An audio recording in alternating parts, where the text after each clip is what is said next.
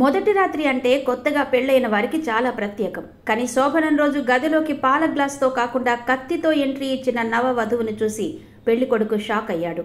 ఆ కత్తితో బెదిరించి తనను కేదార్నాథ్ యాత్రకు తీసుకెళ్లమని ఆ భార్య అడిగింది. ఇటీవల నవవరుడు రాజా రఘువంశీని అక్కడే నవవధువు తన ప్రియుడితో ప్లాన్ చేసి చంపేసిన విషయం గుర్తొచ్చి ఆ పెళ్లికొడుకు మిన్నకుండిపోయాడు. శోభనం తర్వాత 3 రోజులకే మేనల్లుడి వరుసైన యువకుడితో ఆ వధువు పారిపోయింది. అసలేం జరిగిందంటే ఉత్తరప్రదేశ్ ప్రయాగ్రాజ్ ప్రాంతానికి చెందిన నిషాద్ అనే వ్యక్తికి సితార అనే యువతితో ఇటీవల వివాహం జరగగా మొదటి రాత్రి రోజు తన ప్రేమ వ్యవహారం భర్తకు చెప్పింది.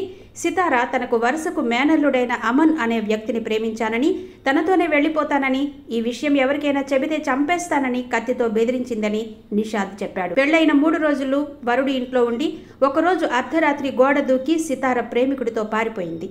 ఆ 3 రోజులు తనతో ఉన్నప్పుడు ఎక్కడ చంపేస్తుందో అని నిద్ర కూడా పోలేదని నిషాద్ ఆవేదన వ్యక్తం చేశాడు.